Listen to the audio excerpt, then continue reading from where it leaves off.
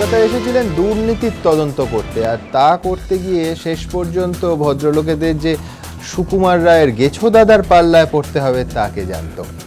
ভদ্রলোকেরা সিবিআইয়ের তদন্তকারী অফিসার। হজবরল কেন বললাম? ওই যে সুকুমার রায় লিখেছিলেন, তুমি যখন যাবে উলুবেড়ে তার সঙ্গে দেখা করতে, তিনি থাকবেন মতিহারি। যদি মতিহারি যাও তাহলে শুনবে তিনি আছেন রামকৃষ্ণপুর, আর সেখানে গেলে দেখবেন তিনি গেছেন কাশেম বাজার। কিছুতেই দেখা হওয়ার জো নেই। আজ সকাল থেকে সিবিআই অফিসাররা নোটিশ ধরানোর জন্য শঙ্কুদেব পণ্ডার পিছনে যেভাবে ছুটলেন এবং দিনের শেষে প্রায় খালি হাতে ফেরত গেলেন, তাতে গেছো দাদার শরণাপন্ন হবেন তারা কোনো সন্দেহের অবকাশ নেই। এদের অনেকেই ভিন রাজ্য থেকে দিনের পর দিন এই রাজ্যে এসেছেন, বাংলাভাষীও নন, কিন্তু শেষ পর্যন্ত বাংলা ভাষা শিখে মনে হচ্ছে এদের হজবরল পড়তে হবে। পাশাপাশি অবশ্যই আমরা আলোচনা করব সারদার থেকে অন্তত 4 গুণ বড় দুর্নীতির মামলা রোজ ভ্যালি। সেখানে সেই মামলার তদন্তের জন্য 17টা থানাকে চিঠি পাঠিয়েছে ইডি। এসব নিয়ে আমাদের প্রথম পর্ব, আমাদের এখনকার বিষয়। রোজ ভ্যালি তদন্তে 17 থানায় তথ্য তালাশ ইডির। গড়াদে কপাল ফাটল গৌতমের, কপালে দুশ্চিন্তার ভাঁজ রাজনীতিকদের। আলোচনার জন্য এই মুহূর্তে আমার একদিকে রয়েছেন জয়প্রকাশ মজুমদার, বিজেপি নেতা, আছেন শুভঙ্কর সরকার, কংগ্রেস নেতা, অন্যদিকে বামফ্রন্ট নেতা অশোক ঘোষ এবং শিক্ষক বিজন সরকার। ওদের কাছে যাব, কিন্তু তার আগে এই গোটা দিনে শঙ্কুদেব পণ্ডাকে নোটিশ ধরানোর জন্য, একবার ডাকার জন্য, জিজ্ঞাসাবাদের জন্য, আমন্ত্রণ জানানোর জন্য যে লুকোচুরি খেলাটা হলো, দেখুন।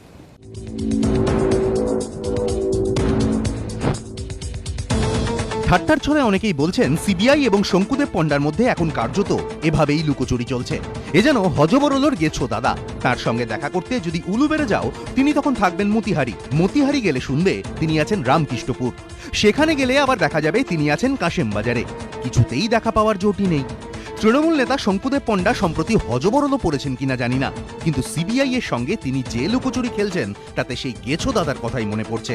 কখনো সিবিআইকে অপেক্ষায় রেখে ফোন করছেন না তৃণমূলের সাধারণ সম্পাদক, কখনো আবার শঙ্কুদেবের খোঁজে গিয়ে খালি হাতে ফিরতে হচ্ছে সিবিআইকে, ঠিক যেমনটি হয়েছে মঙ্গলবার। গোপন একটি সূত্র মারফত কেন্দ্রীয় গোয়েন্দা সংস্থা খবর পায়, সিবিআই এর তলব পাওয়ার পর থেকে বাগুইয়াটিতে একটি টেলিভিশন চ্যানেলের দপ্তরে থাকছেন তৃণমূলের সাধারণ সম্পাদক। সেই মতো এদিন শঙ্কুকে নোটিশ দিতে ওই চ্যানেলের দপ্তরে যান সিবিআই এর 2 আধিকারিক, কিন্তু সূত্রের দাবি শঙ্কুর দেখা মেলেনি। চ্যানেলের কর্মীরা গোয়েন্দাদের কাছে দাবি করেন শঙ্কুদেব সেখানে নেই, ফলে 15 মিনিট থাকার পর নোটিশ না দিয়েই ফিরতে হয় সিবিআই আধিকারিকদের।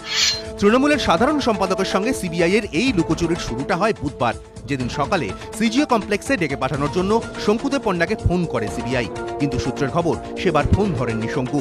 পরে বিকেলে নিজেই ফোন করেন, কিন্তু সিবিআই আধিকারিকরা যখন বলেন সারদা কেলেঙ্কারি সংক্রান্ত কিছু প্রশ্নের উত্তর দেওয়ার জন্য তাকে সিবিআই এর দপ্তরে আসতে হবে, তখনই একটু পরে ফোন করছি বলে কথা শেষ করেন শাসক দলের সাধারণ সম্পাদক।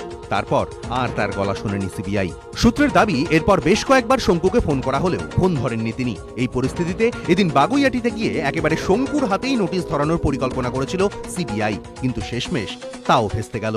এই পরিস্থিতিতে আগামী দিনের জন্য কয়েকটি সম্ভাব্য পদক্ষেপ নিয়ে ভাবনা চিন্তা করছে সিবিআই। যেহেতু শঙ্কুর কলকাতার কোনো ঠিকানা সিবিআই এর কাছে নেই, তাই তার কাঁথির বাড়িতে গিয়ে তারা নোটিশ দিয়ে আসতে পারে। কিংবা তৃণমূলের সাধারণ সম্পাদককে এর আগে জেরা করেছে যে কেন্দ্রীয় সংস্থা, সেই ইডির কাছ থেকে জানার চেষ্টা করা হতে পারে তাদের কোন ঠিকানা দিয়েছিলেন তিনি। কিংবা শঙ্কুদেবের সঙ্গে ফের ফোনে যোগাযোগের চেষ্টা করা হতে পারে। সূত্রের খবর, গোয়েন্দারা জানতে চান কি এমন কারণ রয়েছে যার জন্য এভাবে সিবিআইকে এড়িয়ে চলছেন শঙ্কুদেব। প্রকাশ সিনহা, এবিপি আনন্দ, কলকাতা। জয়প্রকাশ, প্রথম ফোন যায় 25শে নভেম্বর, আজ 1 ডিসেম্বর। আমি বলছি যে মার্চ মাসে যদি ফাইনাল চার্জশিট হয়, নোটিশের প্রক্রিয়া চলছে তো চলছে, একজনকে জিজ্ঞাসাবাদ করার জন্য যদি এই সময় এই লুকোচুরি খেলা, তাহলে মানে 2016 কি 2026-এ গিয়ে তো এই তদন্ত শেষ হবে। কি করা যাবে? আমরা জানতে পারলাম মমতা বন্দ্যোপাধ্যায় বাংলায় শিল্প আনার জন্য টেলিভিশনে একটা রিয়েলিটি শো করছে, তার নাম এগিয়ে বাংলা। তার সঙ্গে জুড়ে দিতে হবে পালিয়ে তৃণমূল। তৃণমূলের নেতারা পালিয়ে বেড়াচ্ছে, মুখ্যমন্ত্রী আজকে দান খয়রাত করছেন। আরে বলুক শঙ্কুদেবকে, এত কথা বললেন তো কোঅপারেশন করব সিবিআইয়ের সঙ্গে, আজকে সবাইকে বলে দিচ্ছেন পালা তোরা। এ কী চলছে?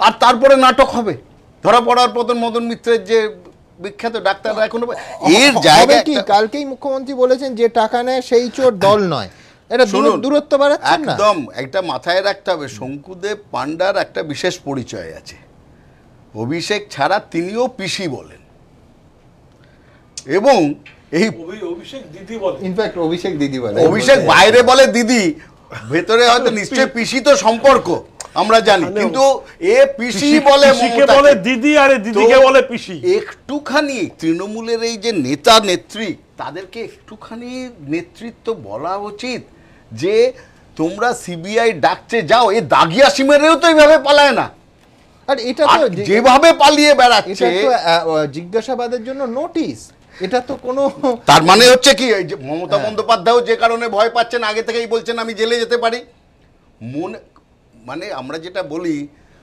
ঘরেতে ভাড়ার ঘরে কে আমি তো কলা খাইনি, ঠিক সেই রকমই দেখুন একে একে সবাই এখন শঙ্কিত, কারণ সকলের হাতেই তো রক্ত লেগে। ফাইন বিজন, আমি এই পার্টে আসবো যে দলের তরফ থেকে অনেক সম্মানজনক হতো না, মানে লুকোচুরির প্রয়োজন হচ্ছে কেন? একদম সরাসরি দল নির্দেশ দেবে শঙ্কুদেব পান্ডাকে, সাধারণ সম্পাদক, যে আপনি গিয়ে দেখা করুন। একটা ছোট্ট উদাহরণ দিচ্ছি, আমি এর ভেতরে কোনো তুলনা আনছি না, কিন্তু রবীন দেবকে যখন সিবিআই ডেকে পাঠালো, রবীন দেব প্রথমে বলেছিলেন যে না আমার পূর্ব মেদিনীপুরে সভা আছে আমি যেতে পারবো না, ইত্যাদি ইত্যাদি। বুদ্ধদেব ভট্টাচার্য ফোন করে বলেন যে এক্ষুনি আপনি যান পূর্ব মেদিনীপুর থেকে ফিরে একদম শটান রবীন্দ্র সিজিও কমপ্লেক্সে চলে যান। আমি বলছি যে এইটা তো যে কোনো দলের পক্ষে অত্যন্ত সম্মানের, এই নির্দেশ যাচ্ছে না কেন?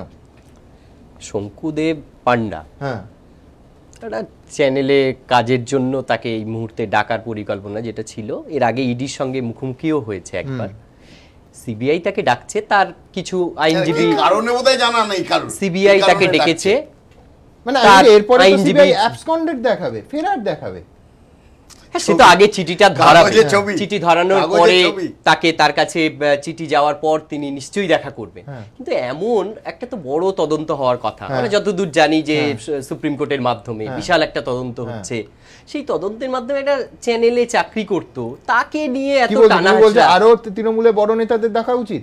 আমি কাকে ডাকা উচিত তাকে নয়, মমতা বন্দ্যোপাধ্যায় কেন ডাকছে না, তার মানে কাকে ডাকছে, মানে দিদিকে কেন ডাকছে না?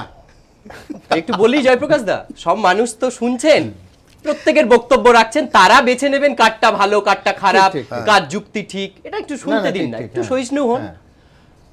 যেটা বিষয় হলো এই সামান্য এই ছেলেটাকে ডাকার চেষ্টা করা হচ্ছে, এর যদি কোনো দোষ থাকে নিশ্চয়ই তাকে যা ইচ্ছা করতে পারে, আমার কোনো আপত্তি নেই। সিবিআইও তো এখনো বলছেন না যে দোষ আছে, একটা নোটিশ দিতে চাইছে, সেই নোটিশটা দেওয়ার ব্যাপারে কোনো আইনজীবীর সঙ্গে তার পরামর্শ করেছে, নিশ্চয়ই যাবে ওখানে।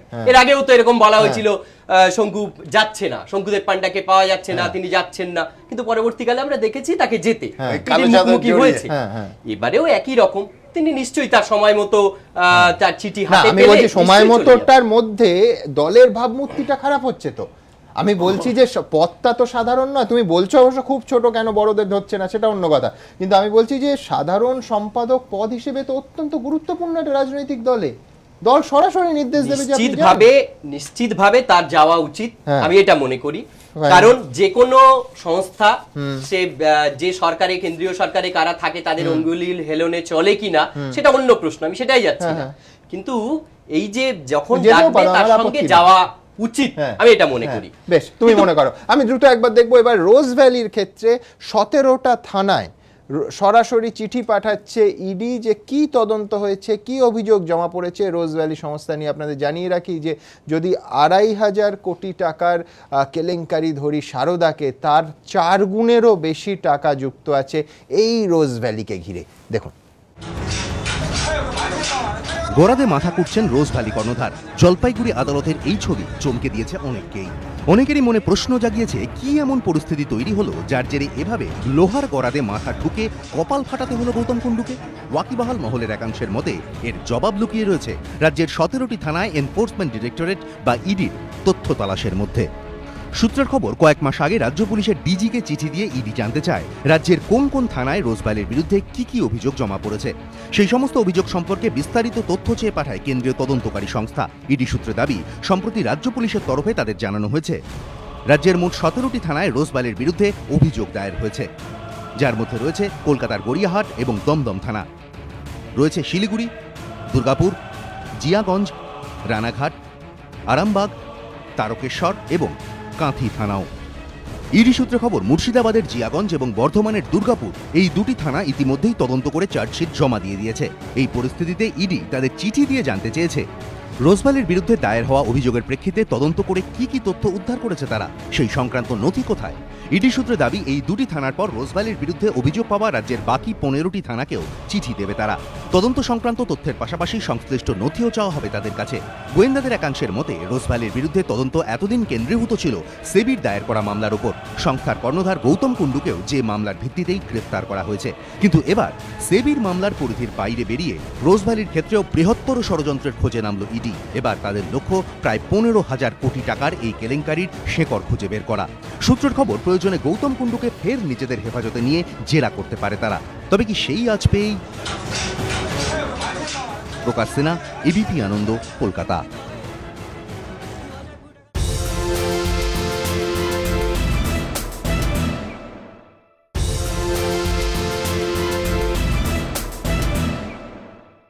অর্থাৎ সব কিছু বাদ দিয়ে শুধু টাকার অঙ্ক ধরলেও সারদার থেকে অন্তত 4 গুণ বেশি বড় দুর্নীতির কেলেঙ্কারি হচ্ছে রোজভ্যালি। আমার কাছে স্পেসিফিক্যালি আপনার কাছে আমার দুটো প্রশ্ন আছে। এক হচ্ছে যে পলিটিক্যাল ইম্প্যাক্টের ক্ষেত্রেও কি ততটাই বড়, সারদার থেকেও বড় হবে? এক। দুই হচ্ছে যে শুধু শাসকের নয়, বিরোধীদের ক্ষেত্রেও কি ইম্প্যাক্ট থাকবে? খেয়াল রাখবেন যে 2011 অনওয়ার্স আমি যদি গ্রাফ টানি, সারদা নিঃসন্দেহে সেটা শটান ওপরের দিকে উঠছিল, অর্থাৎ তৃণমূল আমলে তার বাড়ন্ত হয়েছে। রোজভ্যালির ক্ষেত্রে বাড়ন্ত সমস্ত ফিগার কিন্তু বাম আমলে। আমি প্রথম হচ্ছে যে তথ্য থাকলে আমি তথ্যকে কখনো আপত্তি করি না, প্রতিবাদ করি না। ভুল তথ্য ওটা ঠিক না এটা বলতে পারবে না ভুল তথ্য, আমি বলি না। পুরো বারবারন্ত হয়েছে আমি ইউজুয়ালি বলি না। সুতরাং আমি যদি প্রথমে একটা কথা শুধু বলে নিই যে এই শঙ্কুদেব নিখোঁজ নিপাত্তা আসলে কিন্তু তৃণমূলের সাধারণ সম্পাদক নিখোঁজ, ব্যাপারটা এটা। শঙ্কুদেবের নিখোঁজ ধোঁয়াশা তৈরি হয়েছে, বহু প্রশ্নেরও জন্ম দিচ্ছে এবং এটা একটা অপরাধী সুলভ মানসিকতা। পুলিশ খুঁজছে, চোর পালাচ্ছে, পুলিশ খুঁজছে, ডাকাত পালাচ্ছে। সুতরাং একটা অপরাধী সুলভ মানসিকতা একেবারে স্পষ্ট পরিষ্কার হয়ে উঠছে শঙ্কুদেবের নিখোঁজ হয়ে যাওয়া নিয়ে। আর আমার পরের কথাটা আরো গুরুত্বপূর্ণ, ব্যক্তি চোর দল নয়, তাহলে চুরির দায়ে অভিযুক্ত ব্যক্তি দলে তার অবস্থান কি? চুরির দায়ে অভিযুক্ত জেল খাটার নেতাদের সম্পর্কে দলের সুপ্রিমো মমতার অবস্থান কি? এখনো দলে তাদের অবস্থান কি? না, অবস্থান কিন্তু পাল্টে যা। অবস্থান কি আপনি বলতে পারবেন না। কেন আমি বলছি, কালকে বলেছেন যে যে টাকা নেয় সেই চোর দল নয়, হলো এর আগে তাদের পাশে স্পষ্টত তো ছিলেন। মানে আমি বলছি, ময়দানে মদন মিত্রের গ্রেফতারের পর ফুটবলাররা ধর্ণা দিয়েছেন। দুই হচ্ছে সিজিও কমপ্লেক্সে চন্দ্রিমা ভট্টাচার্য সদল ধর্ণা দিয়েছেন। আমরা সবাই চোর, অবস্থায় পরিষ্কার, আমরা সবাই চোর লিখে পদযাত্রা হয়েছে শহরে। দলে মদনের অবস্থান কি? মদন কি কোনো সাংগঠনিক পদে আছেন? বিষয় এইটা। রজত মজুমদার দলের ভাইস প্রেসিডেন্ট ছিলেন, সাংগঠনিক পদে আছেন। ইমরান দলের পদে আছেন। এইটাই বুঝতে হবে যে ব্যক্তি চোর দল নয়, আর সেই চোরের চুরির দায়ে অভিযুক্ত ব্যক্তি তারা দলের পদে আছেন, তাহলে দলটাই চোর। ডালমে কুচ কালা হয় না, পুরো ডালটাই কালা। একদম ব্যক্তিগত প্রশ্ন থেকেই মুখ্যমন্ত্রী মমতা বন্দ্যোপাধ্যায় বলেছেন যে যে চুরি করবেন সেটা তার ব্যক্তিগত দায়, সেটা দলের দায় নয়। এইখানে কারোর নাম তুলে এনে বলার মানে হলো তাকে ইঙ্গিত করা। এই ইঙ্গিতের কোনো মানে হয় না। একটা জেল স্টেটমেন্টকে ধরে এভাবে বলার আমি আসবো আগে একবার দ্রুত দেখবো যে মমতা বন্দ্যোপাধ্যায় গতকাল ঠিক কি বলেছেন। দেখুন, বেআইনি আর্থিক প্রতিষ্ঠান কাণ্ডের তদন্তের প্রসঙ্গ যখনই ওঠে তখনই ওঠে রাজনীতির কথাও। কারণ বঙ্গভূমিতে হাজার হাজার কোটি টাকার এই কেলেঙ্কারির সঙ্গে ওতপ্রোতভাবে জড়িয়ে রয়েছে রাজনীতি, জড়িয়ে রয়েছে রাজনীতির রাঘব বোয়ালরা। কখনো এই ইস্যুতে সিবিআই এর বিরুদ্ধে মুখ খুলেছে শাসক দল তৃণমূল, কখনো আবার তদন্তের গতি বাড়ার হুঁশিয়ারি শোনা গিয়েছে বিজেপির গলায়। অন্য প্রান্তে বসে কংগ্রেস ও সিপিএম লাগাতার নিজের বিরোধীদের ওপর চাপ বাড়াতে আসল সত্যিটা উদ্ঘাটনের দাবি জানিয়ে আসছে। এই প্রেক্ষাপটেই সোমবার মমতা বন্দ্যোপাধ্যায়ের একটি মন্তব্য রাজনৈতিক মহলে জল্পনা উস্কে দিয়েছে। টাকা পয়সা হাতে পেয়ে গেলে সেই ইন্ডিভিজুয়াল চোর হয়, দল চোর হয় না। বিরোধীদের দাবি, মুখ্যমন্ত্রী তথা তৃণমূল নেত্রীর কথা থেকেই স্পষ্ট সারদা কাণ্ডে অভিযুক্ত তৃণমূল নেতাদের এখন ঝেড়ে ফেলার চেষ্টা করছেন তিনি। তাই 26 তারিখ সিদ্দিকুল্লাহ সভা থেকে হুঁশিয়ারি দিয়েছিলেন যে মমতা, কেউ যদি মনে করেন আমার পেছনে সিবিআই লাগাবেন, আমি বলি যতগুলো আই পারো লাগাও, আমাকে জেলে নিয়ে যাবেন, মানুষের জেলে থাকবো, কি আছে, ভালোই তো, কদিন রেস্ট পাবো। সাহস থাকা ভালো, অনৈতিক কারণে দুঃসাহসিকতা থাকা ভালো নয়। আমি বাংলাতেও আছি, প্রতিবাদে প্রয়োজনের দিল্লিতেও আছি। 4 দিনের মাথায় সেই তিনি রক্ষণাত্মক। টাকা পয়সা হাতে পেয়ে গেলে সেই ইন্ডিভিজুয়াল চোর হয়, দল চোর হয় না। কিন্তু বিরোধীরাও এত সহজে মমতা বন্দ্যোপাধ্যায়কে দায় ঝাড়তে দিতে নারাজ। তাদের বক্তব্য, একসময় তো মমতা বন্দ্যোপাধ্যায় সারদাকাণ্ডে সিবিআই এর বিরোধিতায় ও অভিযুক্তদের পাশে দাঁড়াতে দলবল নিয়ে পথে নেমেছিলেন। বারবার সারদাকাণ্ডে দলীয় সতীর্থদের ক্লিনচিট দিয়ে বলেছিলেন, কুণাল চোর, মদন চোর, টুম্পাই চোর, মুকুল চোর, আমি চোর। এমনকি চ্যালেঞ্জের সুরে এও জানিয়েছিলেন মদন মিত্র পদত্যাগপত্র পাঠালেও তিনি তা গ্রহণ করবেন না। মদন যাবার আগে আমাকে একটা রেজিগনেশন লেটার দিয়ে গেছে, কিন্তু আমি গ্রহণ করব না। তার কারণ মদনের অ্যারেস্টটাই অন্যায়, ও থাকবে, ও যতদিন অ্যাবসেন্ট থাকবে ওর কাজ আমি দেখে দেবো, কিন্তু ওই থাকবে। নতুন কোনো পরিবহন মন্ত্রী আমরা করছি না, এটি দেওয়ার চ্যালেঞ্জ। তাহলে সেই মমতা বন্দ্যোপাধ্যায় এখন হঠাৎ করে মদন মিত্রর দ্বিতীয়বার পাঠানো পদত্যাগপত্র গ্রহণ করেছেন কেন? কেন দল ও ব্যক্তিকে আলাদা করার চেষ্টা করছেন তিনি? সামনে বিধানসভা ভোট বলে প্রশ্ন বিরোধীদের, সেই সঙ্গে তাদের কটাক্ষ, এক সারদাতেই তো এই হাল। এখন রোজভ্যালি কর্ণধারের মাথা ঠোকার এই ছবি অনেক রাজনীতির রাঘব বোয়ালদের মাথা ব্যথার কারণ হয়ে দাঁড়াবে না তো? এবিপি আনন্দ। শুভঙ্কর, আপনার কি মনে হয়? দুটো ব্যাখ্যা শোনা যাচ্ছে। এক হচ্ছে যে কালকের এই বিবৃতি দিয়ে এক, মদন মিত্রের সঙ্গে দল দূরত্ব বাড়ালো, আর দুই হচ্ছে যে ভবিষ্যতেও যাদের ডাকবে দল তাদের পাশেও সেভাবে থাকবে না, স্পষ্ট ইঙ্গিত দিলেন মুখ্যমন্ত্রী। মানবেন? দেখুন, একেবারে একটা জিনিস, আপনাদের এই জায়গায় আমি দাঁড়িয়েছিলাম, একটা আলোচনা হয়েছিল, মদনবাবুকে বারে বারে ডাকছিল, মদনবাবু যাচ্ছিলেন না।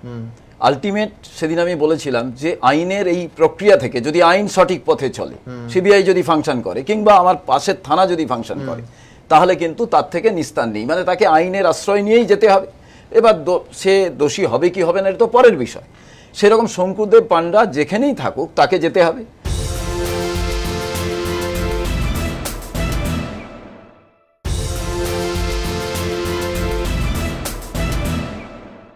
মমতা বন্দ্যোপাধ্যায় সবথেকে গুরুত্বপূর্ণ জিনিস সেটা হচ্ছে উনি জেলে গিয়ে থাকবেন।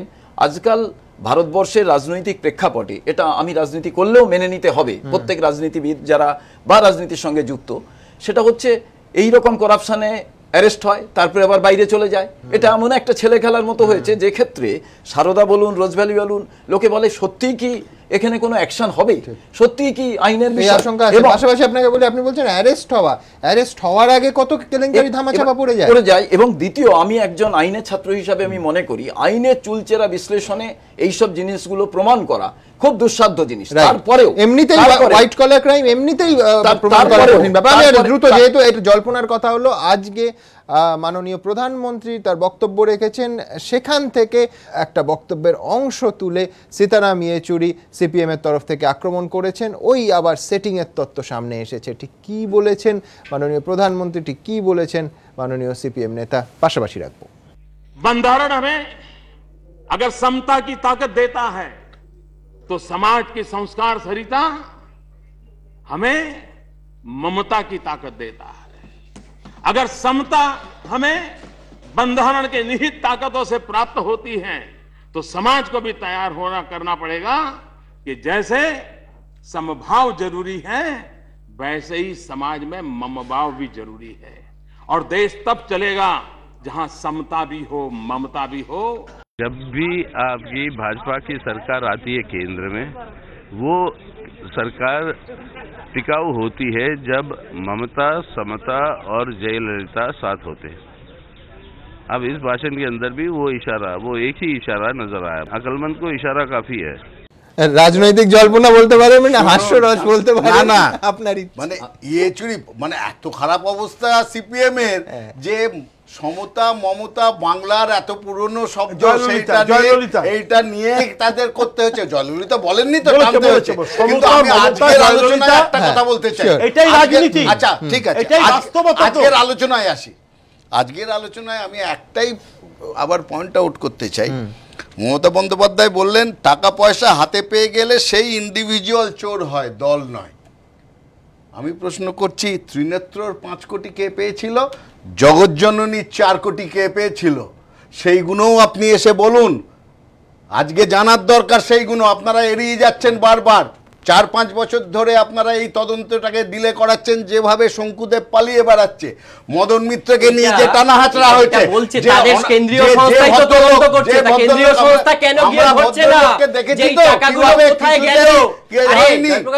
আপনাদের তো বিজেপি সরকার কেন্দ্রে আছে, তারা তো বলুক না টাকাটা এখানে গেছে, এই জায়গায় কোথায় গেল বার করলো না। 500 কোটি টাকা কোথায় গেল? আমাদের টাকা, তোমার আমার টাকা, 500 কোটি টাকা কাকে দিল? আরো একটা কথা বলছে না টাকাটা এখানে গেছে, তখন তো বারবার বলা হয়েছিল যে এত টাকা এখানে গেছে, এত টাকা, সমস্ত মিথ্যা কথা কেন বললো? এত সময় লাগছে কেন? আর ক্ষমতা যদি থাকে, সুপ্রিম কোর্টে তোমার যদি চ্যালেঞ্জ থাকে, সিবিআই কেন্দ্রীয় সংস্থাগুলোর আধিকারিকদের ডেকে পাঠায়, তোমার 2 কোটি টাকা তোমার আধিকারিকদের ডেকে পাঠায়। আমি একটা জিনিস বলি, এই রোজ ভ্যালির বিষয়টা যখন সত্যিকারের ইনভেস্টিগেশন যদি হয়, এটা কিন্তু সিট পেরার কারণ বহু রাজনৈতিক দলের নেতাদের কিন্তু হবে। এবার এই জায়গাটায় দাঁড়িয়ে আমরা দেখতে পাবো কি যে আমার দলের লোকও যদি হয়, অন্য দলের লোকও যদি হয়, সত্যিকারের ইনভেস্টিগেশনটা হবে। হয়তো ইনভেস্টিগেশন একটু দেরি হচ্ছে, আলাদা প্রশ্ন। এবার মমতা বন্দ্যোপাধ্যায় যেটা করতেন, তিনি যে মিছিল করলেন যে আমরা সবাই চোর, এই বলে, আমার মনে হয় রাজনীতিবিদ হিসেবে যে রাজনৈতিক দলের উপরে মানুষের যে আস্থা, এইগুলো করে কিন্তু নষ্ট করেছেন। তা না হলে আজকে ওনার দলের কোনো লোক চোর, উনি যে কথাটা আজকে এসে বলছেন যে যে হচ্ছে এর জন্য দোষী, যে টাকা নিয়েছে সে বিষয়টা জানে, আমি জানি না, কিন্তু এর আগে উনি প্রোটেকশনের ব্যবস্থা করেছেন। এবং শুধু তাই নয়, আজও পর্যন্ত প্রেস কনফারেন্স ডেকে বলে দিতে পাচ্ছেন না যতক্ষণ পর্যন্ত ইনভেস্টিগেশন কমপ্লিট না হবে একে আমরা দল থেকে সরিয়ে দিলাম, যেটা অন্যান্য মমতা বন্দ্যোপাধ্যায় আজকে ভয় পেয়েছেন। এটা 2002-এর আপনাদের আজকে আনন্দবাজারের যে খবর, যে prevention of money laundering act অনুযায়ী আমানতকারীদের টাকা ফেরত দেওয়া যাবে না। এটা প্রশ্ন, ইডি বলছে, ইডি জানাচ্ছে যদি টাকা ফেরত দেওয়া না যায় তাহলে এই গরিব মানুষগুলোর কি হবে? না না, তদন্ত চলবে এবং করতে করতে না, আমাদের আপত্তি এখানে যে দাঁড়িপাল্লায় আসছে কি করে? তদন্তের মতো হোক, কিন্তু যে গরিব মানুষগুলো বঞ্চিত, সেই বঞ্চিত মানুষগুলো টাকা ফেরানোর জন্য, টাকা ফেরত দেওয়ার জন্য কি করা হচ্ছে? একদম ধরা হোক, কিন্তু টাকা ফেরত দেওয়া হোক, সেই সম্পত্তিগুলো বাজেয়াপ্ত করা হোক। গরিব মানুষগুলো খাচ্ছে, অন্যায় মানে মানুষের অন্যায়ের কথা হচ্ছে। বিজন প্লিজ আমি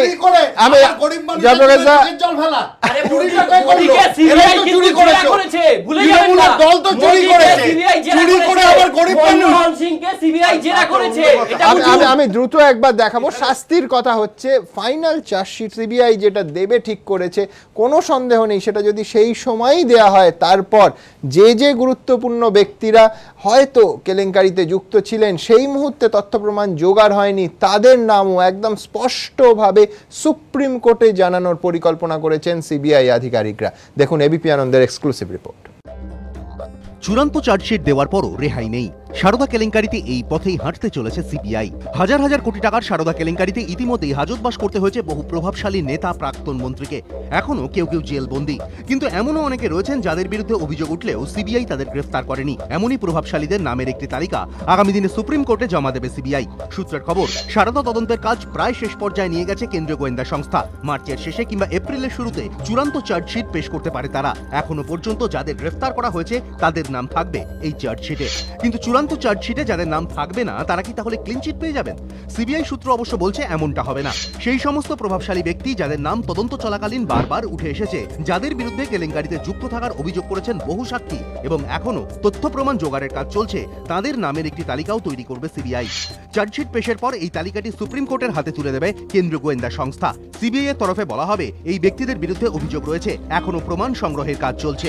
সূত্রের দাবি, এই তালিকায় নাম থাকতে পারে রাজ্যসভার এক সাংসদ, এক প্রাক্তন সাংসদ এবং মধ্য কলকাতার এক বিরোধী নেতার।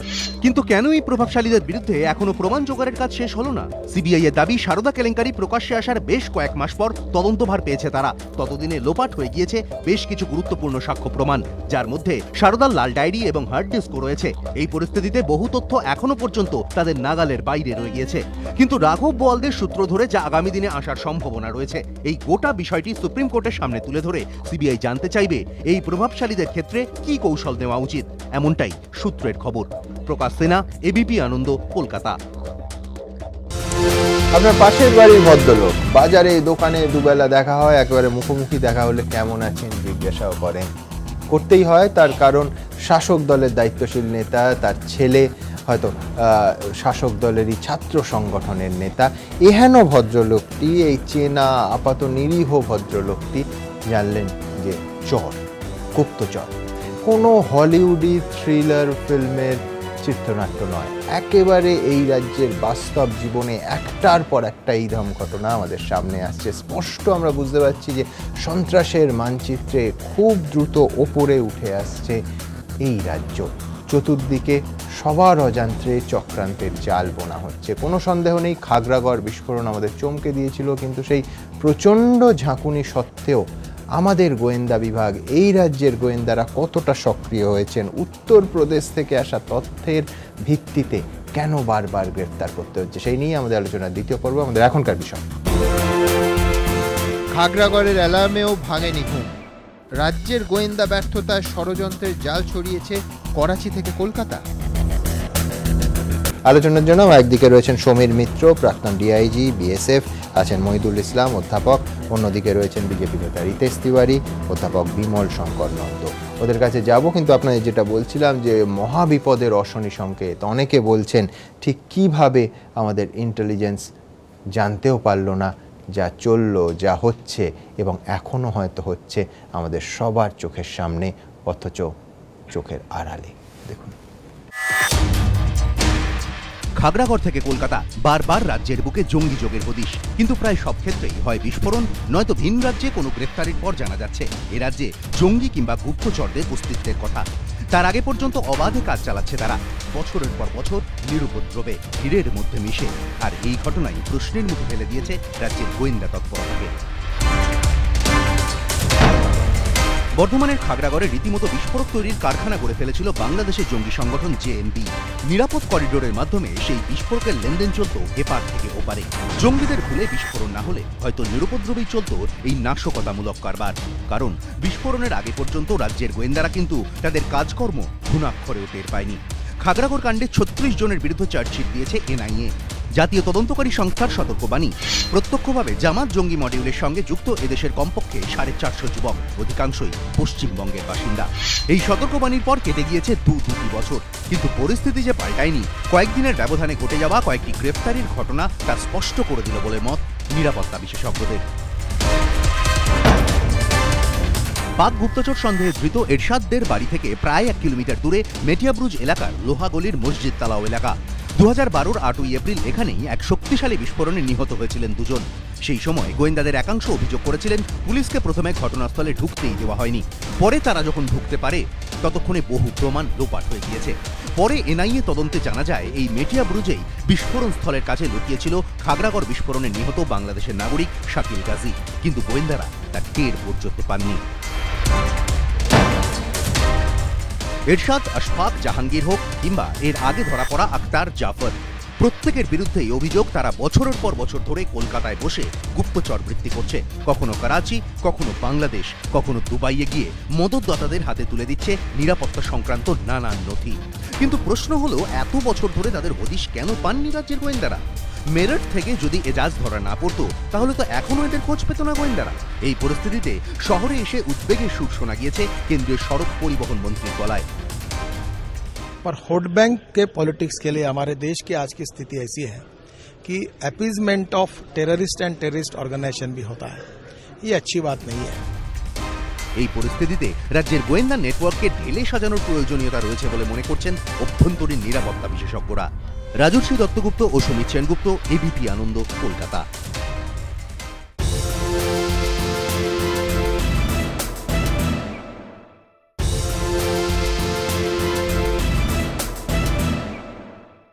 সমিত, আমি একটার পর একটা ফ্যাক্ট আপনার সামনে রাখবো। এক হচ্ছে 12 ফেব্রুয়ারি মাস মেটিয়াবুরুজে বিস্ফোরণ সম্পূর্ণ চাপা দিয়ে দেওয়া হলো। 2014 খাগড়াগড় 36 জনের নামে চার্জশিট হয়েছে, গোয়েন্দারা বলছেন 500রও বেশি মানুষ জড়িত ছিলেন। আক্তার 8 বছর ধরে কাজ করেছে, এরশাদ মানে আশফাকের বাবা 10 বছর ধরে কাজ করেছে, ইজাজ মিরাটে ধরা পড়লো, যদি মেরাটে ধরা না পড়তো আমরা জানতেও পারতাম না। 2013-তে করাচি থেকে বাংলাদেশ হয়ে পশ্চিমবঙ্গে ঢোকে, 14 অবধি চুটিয়ে কাজ করলো, এখানে থাকতো, কোনো ইনফরমেশান ছিল না। খাগড়াগড় বিস্ফোরণ না হলে আমরা এত বড় যে একটা চক্র চলছে জানতে পারতাম না। মেটিয়াবুরুজে বিস্ফোরণ হয়েছে, তাও চেপে দেওয়া হয়েছে।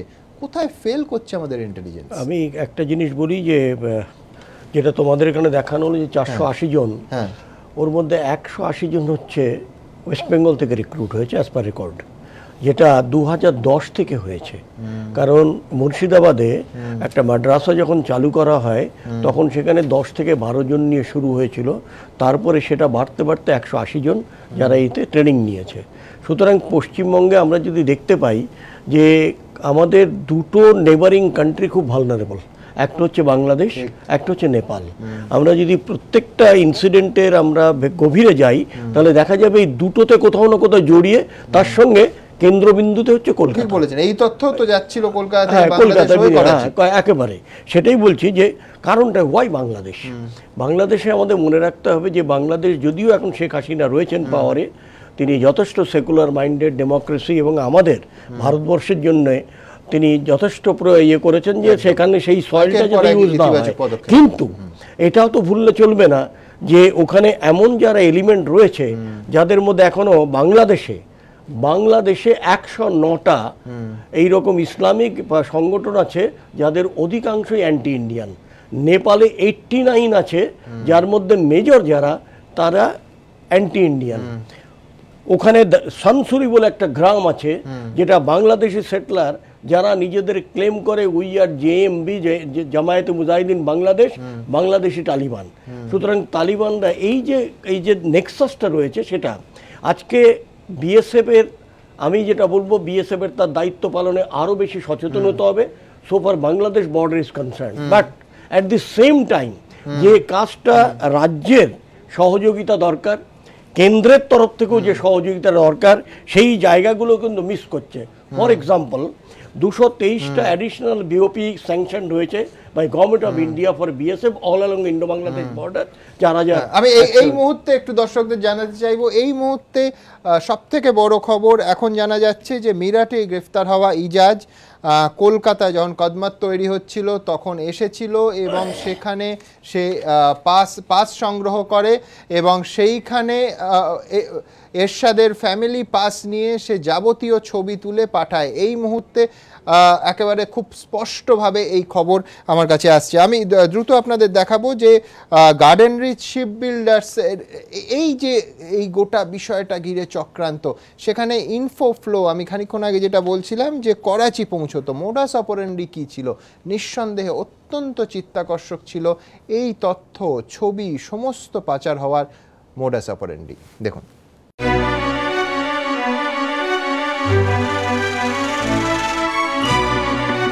গোয়েন্দাদের দাবি এভাবেই দেশের গুরুত্বপূর্ণ তথ্য প্রতিপক্ষের হাতে তুলে দিত এরশাদ এবং তার ছেলে আশফাক। পাক গুপ্তচর সংস্থার হয়ে চরবৃত্তির অভিযোগে যাদের গ্রেফতার করেছে কলকাতা পুলিশের স্পেশাল টাস্ক ফোর্স। নিরাপত্তার বলয়ে ঘেরা সংরক্ষিত এলাকা, শীত কেটে প্রবেশ ছদ্মবেশী গুপ্তচরের। রূপলি পর্দায় এমন দৃশ্য বহুবার দেখা গিয়েছে। রিলের সেই ছবি রিয়েলে। গার্ডেন রিচে নৌসেনার জাহাজ তৈরির কারখানায় 2003 সালে ক্রেন মেরামতির কর্মী হিসেবে ঢোকে এরশাদ। গোয়েন্দাদের দাবি 2005 থেকে পুরোদস্তুর আইএসআই এর হয়ে চরবৃত্তির কাজ শুরু করে সে। তখন অবশ্য বিশেষ একটা খবর জোগাড় করা তার পক্ষে সম্ভব হতো না, কারণ না কোনো বড় অফিসারের কাছে পৌঁছতে পারত সে, না কোনো গুরুত্বপূর্ণ নথি আসতো তার হাতে। তবে তার কাজটা সহজ হয়ে যায় 2008 থেকে, যখন পরিকল্পনা বিভাগের পিয়নের কাজে যোগ দেয় সে। পিয়ন হওয়ার সুবাদে যে কোনো সময় যে কোনো অফিসারের ঘরে ঢুকতে পারত এরশাদ। গুরুত্বপূর্ণ ফাইলও লেনদেন হতো তারই হাত দিয়ে। এছাড়াও এরশাদের চরবৃত্তির যে কৌশল গোয়েন্দারা সামনে এনেছেন তা চোখ কপালে তুলে দেওয়ার মতো। ডাস্টবিন থেকে অফিসারদের ফেলে দেওয়া ছেঁড়া কাগজ সংগ্রহ করত এরশাদ, আর সেই সব তথ্য থেকে নথি তৈরিতে সাহায্য করত এরশাদের ছেলে তথা তৃণমূলের প্রাক্তন ছাত্রনেতা আশফাক। গোয়েন্দাদের দাবি করাচি থেকে বাংলাদেশ হয়ে কলকাতায় এসে এইসব নথি নিয়ে যেত এরশাদের দাদা ইরফান। ইরফানের হাত দিয়েই গার্ডেন রিচের শিপ বিল্ডার্সের গুরুত্বপূর্ণ নথি পৌঁছে যেত পাকিস্তানের করাচিতে আইএসআই এর হাতে। গোয়েন্দাদের দাবি 2013 সালে আশফাক নিজেও দুবার বাংলাদেশে গিয়ে ইরফানকে নথি দিয়ে এসেছে, যে নথির মধ্যে ছিল নৌবাহিনীর যুদ্ধজাহাজ সংক্রান্ত একটি পত্রিকাও। পরবর্তীকালে এরশাদের কাজকে আরও কিছুটা সহজ করে দেয় একটি ক্যামেরাওয়ালা মোবাইল ফোন। গোয়েন্দাদের দাবি এরশাদের দাদা আইএসআই এজেন্ট ইরফান এই ফোনটি কিনে দিয়েছিল তাদের, যে ফোন দিয়ে গার্ডেন রিচের জাহাজ কারখানার ভেতরের ছবি তুলে আনত এরশাদ। কখনো সেই মোবাইলের মেমোরি চিপ, কখনো আবার ছবির প্রিন্ট নিয়ে গিয়ে ইরফানের হাতে তুলে দিত আশফাক। গোয়েন্দাদের দাবি পরবর্তীকালে মেরঠের এজাজের মাধ্যমেও তথ্য পাচার করত এরশাদ আশফাকরা, যে এজাজের জন্যই শেষমেশ গোয়েন্দাদের জালে জড়িয়ে যায় এই বাবা ছেলে জুটি। রাজর্ষি দত্তগুপ্ত, এবিপি আনন্দ, কলকাতা।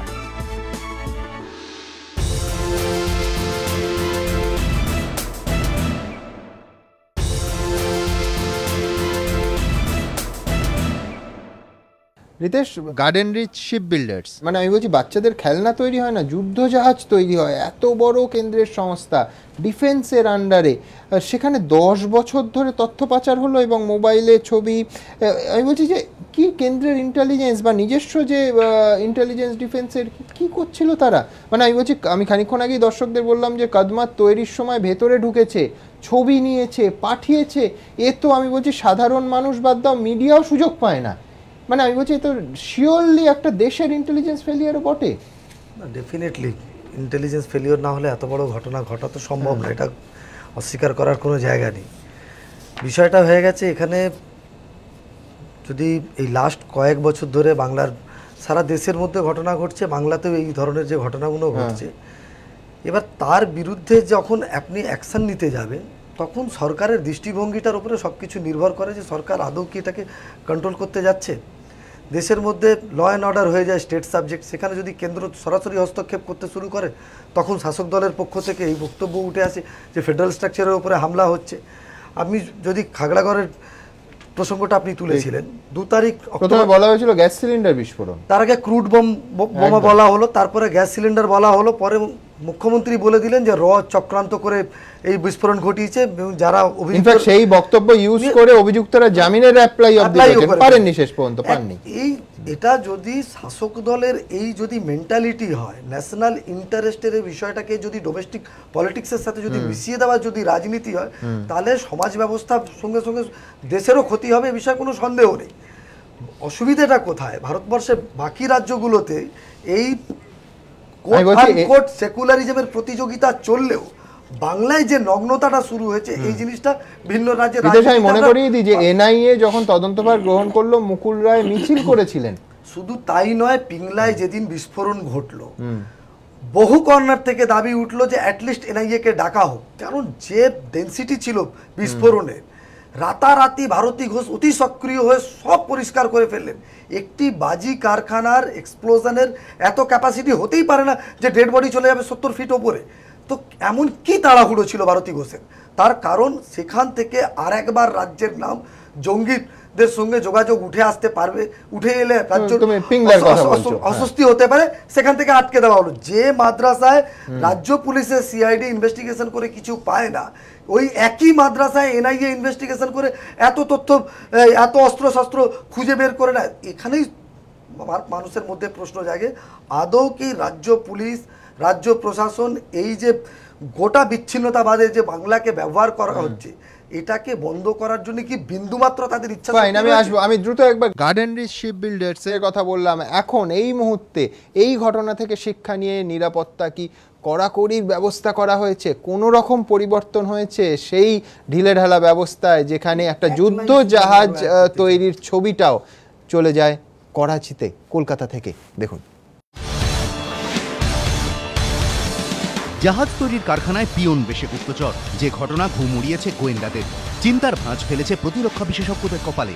কিন্তু এত জায়গা থাকতে গার্ডেন রিচের এই জাহাজ তৈরির কারখানার দিকেই কেন নজর গেল পাক গুপ্তচর সংস্থা আইএসআই এর?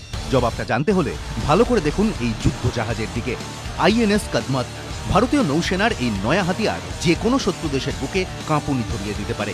ক্ষেপণাস্ত্র বহনে সক্ষম প্রায় 3000 টনের এই যুদ্ধজাহাজ চুপি সারে গিয়ে ধ্বংস করে দিতে পারে যে কোনো শত্রু ডুবোজাহাজকে। গতি ঘন্টায় 46 কিলোমিটার। কদমাতের ডেক থেকে উঠতে পারে নৌবাহিনীর হেলিকপ্টার। নৌবাহিনীর সম্পদ এখন অত্যাধুনিক আইএনএস কদমাত তৈরি হয়েছে গার্ডেন রিচের এই জাহাজ কারখানাতেই। শুধু কি এটাই? 2014 সালের 12 জুলাই এই গার্ডেন রিচ থেকেই প্রস্তুত হয়ে নৌসেনার বাহিনীতে যোগ দেয় আইএনএস কামোর্তা। দেশীয় প্রযুক্তিতে তৈরি প্রথম অত্যাধুনিক ডুবোজাহাজ বিধ্বংসী যুদ্ধজাহাজ। 3500 টন ওজনের এই যুদ্ধজাহাজ ঘন্টায় 59 কিলোমিটার বেগে ছুটতে পারে। একসঙ্গে দুটি অ্যান্টি সাবমেরিন রকেট লঞ্চার বহন করতে পারে। তার ডেক থেকে উঠতে পারে হেলিকপ্টারও। 13 জন অফিসার এবং 173 জন কর্মী নিয়ে বর্তমানে সমুদ্র দাপিয়ে বেড়াচ্ছে ভারতীয় নৌবাহিনীর এই যুদ্ধজাহাজ। ঘটনাচক্রে যার জন্ম গার্ডেন রিচে। দেশের যে 3টি জায়গায় নৌসেনার যুদ্ধজাহাজ তৈরি হয় তার মধ্যে অন্যতম এই গার্ডেন রিচ শিপ বিল্ডার্স। এমনকি মরিশাসের মতো দেশও তো এখান থেকেই কিনেছে তাদের যুদ্ধজাহাজ MCGS বারাকুটা। এহেন জাহাজ কারখানার অন্দরেই পাক গুপ্তচরের হানা চিন্তায় ফেলেছে গোয়েন্দাদের। খতিয়ে দেখা হচ্ছে আইএনএস কাদমাতের নকশাও পাকিস্তানে পাচার করেছে কিনা গুপ্তচরেরা। বাড়ানো হয়েছে গার্ডেন রিচ শিপ বিল্ডার্সের নিরাপত্তা। বাইরের পাশাপাশি এই জাহাজ কারখানার অভ্যন্তরীণ নিরাপত্তার জন্য এবার মোতায়েন করা হচ্ছে CISF। অরিত্রিক ভট্টাচার্য, ABP আনন্দ, কলকাতা। মহিদুল, একদিকে যদি জঙ্গি যোগ থাকে আরেকদিকে শাসক যোগ, মানে আমি বলছি যে শাসক দলের যোগাযোগটাই তো একটা কাভারের কাজ করেছে। মানে আমি বলছি যে যদি তুমি এই পর্যায়ের নেতা হও, বাবা তৃণমূলের শ্রমিক সংগঠনের সঙ্গে যুক্ত, ছেলে তৃণমূল ছাত্র সংগঠনের সঙ্গে যুক্ত, আমি বলছি SB IB তোমায় ছোবে না, পুলিশ বিরক্ত করবে না, তুমি শাসক দলের, কিন্তু দলের তরফ থেকে কোথাও তো একটা ফিল্টার থাকবে, একটা ছাঁকনি থাকবে। আমি বলছি বরখাস্ত হয়েছে গত মাসে, সে তো পরের ব্যাপার, এ তো ক্যাডার নয়, মানে নেতা হওয়ার দিকে এগোচ্ছিল। হ্যাঁ, একদমই। এবং এটা কিন্তু অত্যন্ত মানে চিন্তাজনক একটা বিষয় যে একটা দেশদ্রোহী কার্যক্রম করছে এরকম একটা, যেখানে জঙ্গি যোগ আছে কিংবা বিদেশের কোনো রাষ্ট্রের একটা গুপ্তচর, সেটা একটা কোনো রাজনৈতিক দলের মধ্যে মানে ঢুকে বসে আছে। এইটা মানে খুব মানে এত চিন্তার একটা বিষয়। এবং এটা কলকাতার মতো একটা এরকম শহরে এবং এরকম একটা স্ট্র্যাটেজিক একটা জায়গায়, যেখানে গার্ডেন রিচ শিপ বিল্ডার্সের মতো একটা স্ট্র্যাটেজিক একখানা জায়গায়, মানে এটা আমার মনে হয় এটা অন্য কোনো রাজনৈতিক দিকে, বিমলবাবু আছেন বলতে পারবেন, অন্য কোনো মেইন স্ট্রিম যে রাজনৈতিক দল, মানে বড় যদি রাজনৈতিক দল যদি দেখেন, সেটা কংগ্রেস, বিজেপি, CPM কিংবা অন্য যে আঞ্চলিক দলগুলো, তাদের মধ্যে এই ধরনের কোনো পাক গুপ্তচর কিংবা পাক ISI এর সঙ্গে একটা যুক্ত এরকম কেউ আছেন কিনা আমি জানি না। মানে তুমি বলছো এই কানেকশনটা ইউনিক, এই কারণে কানেকশনটা ইউনিক, কিন্তু এটা তৃণমূলে কেন সম্ভব, এইটা যদি আমি অন্তত একটা পসিবিলিটির জায়গা বলা যেতে পারে, সেটা যদি তৃণমূল সম্ভবত পশ্চিমবঙ্গের ক্ষেত্রে এমন একটা দল যাদের খুব অবারিত একটা দ্বার আছে, মানে যারা CPM থেকেও আসতে পারে, বিজেপি থেকেও আসতে পারে, কংগ্রেস থেকেও আসতে পারে, আবার এই ধরনের কিছু এলিমেন্টও থাকতে পারে। মানে সেটা তো একটা খুব মুশকিলের একটা ব্যাপার। যেমন কারণ দেখুন, এটা শুরু হয়েছিল বহুদিন ধরে। এই সুযোগটাই যে কোনো নাশকতা সঙ্গে যুক্ত এরকম লোক নিতে পারে। আমি একটা আপনাকে উদাহরণ দিচ্ছি যে তৃণমূলের যে রাজ্যসভার একজন সাংসদ, তিনি হচ্ছে স্টুডেন্টস ইসলামিক মুভমেন্ট অফ ইন্ডিয়ার একজন প্রতিষ্ঠাতা, একজন নেতৃত্ব স্থানীয় একজন ব্যক্তি ছিলেন। তার ইতিহাসটাই শুরু হয়েছিল যে ইয়াসের আরাফাত যখন 1982 সালে কলকাতায় আসেন, তখন তাকে কালো পতাকা দেখিয়েছিলেন তিনি, এবং সেই তখন হচ্ছে সিমিটা ভাগ হয়েছিল, এবং তখন স্টুডেন্টস ইসলামিক অর্গানাইজেশন 19 অক্টোবর 1982 সালে আলাদা হয়, কারণ ওই নেতার সঙ্গে স্টুডেন্টস ইসলামিক অর্গানাইজেশন একটা মানে দ্বিমত তৈরি হয়, তারপর সিমিটা আলাদা করে চলে, সিমি আরো কট্টরপন্থী হয়ে যায়। সেই নেতা 27B লেনিন সরণিতে প্রায় লেট 90s আর্লি 2000 পর্যন্ত তাদের অফিস ছিল। হ্যাঁ, তো এইরকম একজন, এই যদি তার ইতিহাস হয়, তাকে আবার যদি তৃণমূল যদি রাজ্যসভার MP করে, তাহলে তো সভাপতি তার লজিক্যাল করলারি এরকমই একটা কিছু হবে আর কি। হ্যাঁ, এবং শোনা যায় যে তৎকালীন ইউনিয়ন হোম সেক্রেটারি মমতা বন্দ্যোপাধ্যায়কে কলকাতায় এসে বারণ করেছিলেন, কথা বলেছিলেন, তখন রাইটার্স ছিল। হ্যাঁ, দেখুন একটা কথা বলি, সেটা হচ্ছে যে আলোচনাটা হচ্ছে গার্ডেন রিচের মতো জায়গায় এখানে অনেকগুলো পয়েন্ট নিয়ে আলোচনা করা যায়। এটা ঠিকই যে গার্ডেন রিচের মতো একটা অত্যন্ত মানে গুরুত্বপূর্ণ কারখানা, যেখানে ডুবোজাহাজ বিধ্বংসী জাহাজ তৈরি হয়, তো সেখানে একজন ঢুকে যাচ্ছে, আমি রাজ্যের কথা ছেড়ে দিলাম, কেন্দ্রীয় গোয়েন্দা সংস্থা কি করছে? হাই সিকিউরিটি জায়গা, তার কি ব্যাকগ্রাউন্ড চেক করা হয়নি? এক, তাই কেন্দ্রীয় গোয়েন্দা সংস্থা ফেলিওরকে আপনি অস্বীকার করতে পারেন না। আমি রাজ্যের পরে আসছি, না আমি বলছি ফ্যামিলি পাস নিয়ে যুদ্ধজাহাজ তৈরির সময় ঢুকে যাচ্ছে, এই কোথাও গোলমাল আছে। তারা চলে যাচ্ছে বাংলাদেশে, গিয়ে তথ্য দিয়ে চলে আসছে what the BSF is doing. আমি জানি বর্ডারটা পোরাস বর্ডার, আমরা সকলে বাংলাদেশ বর্ডার অঞ্চল দেখেছি, পোরাস বর্ডার, কিন্তু তারপরেও বিএসএফ যে গোলমাল ওখানে ঠিকঠাক কাজ করে না, গরু পাচার তার প্রমাণ। এখনো গরু পাচার কিন্তু বন্ধ করা যায়। আরেকটা কথা আপনাকে বলি, সেটা হচ্ছে রাজনৈতিক দলগুলোতে কে ঢুকে বসে আছে সেগুলো ছাঁকনি করাটা কঠিন, কিন্তু আমি একটা তথ্য দিই আপনাকে। 80 দশকের মাঝামাঝি একটা বই লিখেছিলেন ডক্টর হেনরি কিসিঙ্গার। সেখানে তিনি ভারতের নেতাদের কে কবে সিআইএ থেকে টাকা পেয়েছিলেন তার হিসেব দিয়েছিলেন। সেই নিয়ে মামলা মোকদ্দমা নিউ ইয়র্কের কোর্টে করেছিলেন প্রাক্তন প্রধানমন্ত্রী মোরারজি দেশাই, তিনি হেরেও গিয়েছিলেন। এবং কেজিবি থেকে কে টাকা পেয়েছিলেন সে নিয়েও অনেক রকম তথ্য আসে, কেজিবি কাকে কাকে টাকা দিত, কোন রাজনৈতিক নেতা পেরোলে ছিলেন। তাই আমাদের দেশে শুধু ওই একেবারে নিচের তলার লোক যারা কিছু টাকার লোভে জঙ্গি হয়ে যায় তাদের না ধরে ওপরের দিকে তাকালে আমার মনে হয় আরেকটু ভালো হয়। আরো আছে, আরো তথ্য আছে। সেটা হচ্ছে যেদিন এই তথ্যটা এলো তার সেই দিন আরেকটা তথ্য এসছে। বিএসএফ এর একজন কর্মী, তিনি তথ্য পাচার করতেন, তিনি পাকিস্তানকে তথ্য দিতেন, বিএসএফ এর কর্মী। গত বছর সেনাবাহিনীর লোক পাচার করছে ধরা পড়েছে, হাই সিকিউরিটি যাদের ব্যাকগ্রাউন্ড চেকিং হয়। শুধুমাত্র আপনি একটা রাজ্য সরকার, ডেফিনেটলি রাজ্য সরকারের তো অ্যান্টি টেররিস্ট সেল আছে, রাজ্য সরকারের চেয়েও এই ক্ষেত্রে গুরুত্ব রাজ্য সরকার অস্বীকার করছি না, আমিও কেন্দ্রের ভূমিকা অস্বীকার করছি না, অনেক বেশি কেন্দ্রের, আমি একমত আপনার সঙ্গে। আমি কেন্দ্রীয় সরকারকে দোষ দিচ্ছি না, দেখতে হবে এবং রাজ্য সরকারের সঙ্গে সহযোগিতা করতে হবে। উনি যেটা বলছেন, police verification is carried by the state authority, not by the central ID. Hold on, you have spoken enough. আপনি অনেক বলেছেন। দ্বিতীয়ত আপনি বোধহয় জানেন না যে কোনো এই ধরনের লোক, they all are from the same soil. যে এই যে ইয়েকে ধরা হয়েছে মজিদকে, যে হেড কনস্টেবল ইন্টেলিজেন্স ব্রাঞ্চেরই, এবং তাকে ধরে এখন কি হয়েছে সেটা আমি পাবলিকলি বলতে চাইছি না, that is a different issue. My point is যে ঠিক আছে বিএসএফ এর মধ্যে ব্ল্যাকশিপ আছে, আমি তো আগেই বললাম, hold on, let me finish. সুতরাং সেখানে যখন বিএসএফ ইমিডিয়েট অ্যাকশন নিচ্ছে, আমি তো সেই কথাই বলতে পারি যে যখন এই ভদ্রলোকের ব্যাপারে দেখা হলো, মানে he is a honourable member parliament, Rajya Sabha, তার সঙ্গে তার যিনি লিডার তিনি কি করলেন, প্রথম কথা। দ্বিতীয় কথা, আপনি বাংলাদেশ বর্ডারে বোধহয় বহুদিন যাননি, এবং আপনি বোধহয় জানেন না, যেটা আমি বলতে বলতে থেমে গেছিলাম, এই 223টা বিওপির মধ্যে 160টা বিওপি হচ্ছে ওয়েস্ট বেঙ্গলের ইয়েতে, একটা জমি পাওয়া যায়নি। আজকে সেন্ট্রাল গভর্নমেন্ট, কেন আমি বলেছিলাম যে কেন্দ্র রাজ্য দুদলেরই একটা দায়িত্ব রয়েছে সীমান্ত ম্যানেজমেন্টের জন্য। ফেন্সিং একেবারে ইয়ে হয়ে গেছে, নষ্ট হয়ে গেছে, কোনো রিপেয়ার নেই, ওয়্যার সিপিডব্লিউডি একটা স্পেশাল উইং বানানো হয়েছে। আমি বলছি যে আপনি যা বলছেন মেনেও বলবো যে যেখানে বিএসএফ এর চোখের সামনে অবাধে গরু পাচার হয়, আপনি দয়া করে বিএসএফ কে সন্দেহের বাইরে রাখবেন না। আমি বলিনি তো, আমি লোকাল বিএসএফ এর তাদের দিকে আঙুল তোলা যায় না। না, 2012 এ মেটিয়াবুরজিয়াতে ব্লাস্ট হলো, আমি বলছি ধামা চাপা দেওয়া হলো। আমি তো স্বীকার করছি, আপনারা করেন না কেন সেটা? না, সেটা আপনি যে দলের সমর্থন করেন, না আপনি কোন দলের সমর্থন বারবার একই ফালতু কথাবার্তা বলে আমি কোন দলের সমর্থন করি, কিন্তু আমার কথা শেষ হয়, রাজ্য সরকারের দিকে আঙুল তোলা যায় ডেফিনেটলি। এই যে রাজ্য সরকারের সঙ্গে মানে রাজ্য সরকার ইন্টেলিজেন্স, তার আরো বেশি ভূমিকা থাকা উচিত। কোথাও আমাদের ইন্টেলিজেন্স ফেল করছে, অনেকদিন ধরে ইন্টেলিজেন্স খুব পাওয়ারফুল হয়নি, এটা ঠিক গুরুত্বপূর্ণ। এবং মাদ্রাসা নিয়ে যে বিতর্ক বুদ্ধদেব ভট্টাচার্যের আমল থেকেই তো চলছে। বুদ্ধদেব বাবুর কথাটা বোধহয় আপনাদের পুরনো ইয়েতেই রয়েছে যে এখানে মাদ্রাসাগুলোতে কি হয় আমি জানি, তারপর পার্টির ধমকে একটা কথা তিনি বলতে পারেননি, সেই বিতর্ক তো রয়েছে। এবং আমাদের এই রাজনীতির বাইরে উঠতে হবে। আমি বিমলদার এই কথা শুধিয়ে, যেটা বুদ্ধবাবু বলেছিলেন মাদ্রাসা আতুর ঘর, ওই একই লাইন তৃণমূল কংগ্রেস আজও ফলো করছে। কোথায় ঘটনাটা নিন্দা করবে, তৃণমূল কংগ্রেস উল্টো ডিফেন্ড করলো। কখন ওই আসপাক কংগ্রেস করেছে, কখন সিপিএম করেছে, কখন তৃণমূল আজকে এই ঘটনা না ঘটলে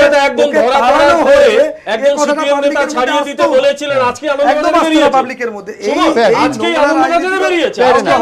কোনো সন্দেহ নেই যে রাজনৈতিক নেতাদেরও নিঃসন্দেহে আরো দায়িত্বশীল ভূমিকা পালন করতে হবে, এবং ইন্টেলিজেন্স সেটা কেন্দ্রের এবং রাজ্য রাজ্যেরও সতর্ক থাকতে হবে, নয়তো সিচুয়েশনটা এমন জায়গায় যাচ্ছে সত্যি সত্যি মনে হচ্ছে আমরা আগ্নেয়গিরির ওপরই বসে আছি।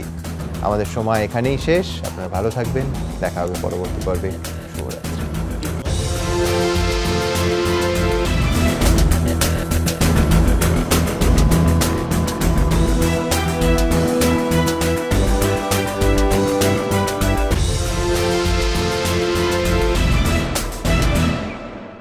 নিবেদন করছে কোনার্ক ডিএসপি সিমেন্ট, ঢালাইয়ের জান, পাওয়ার্ড বাই বন্ধন ব্যাংক। ভালো আপনার, ভালো সবার। সহযোগী নিবেদক Vivekananda hospital, Durgapur, complete heart এবং ব্রেন স্ট্রোক ট্রিটমেন্ট। এবং চম্মল ফার্টিলাইজারের উত্তম এনপিকে 10-26-26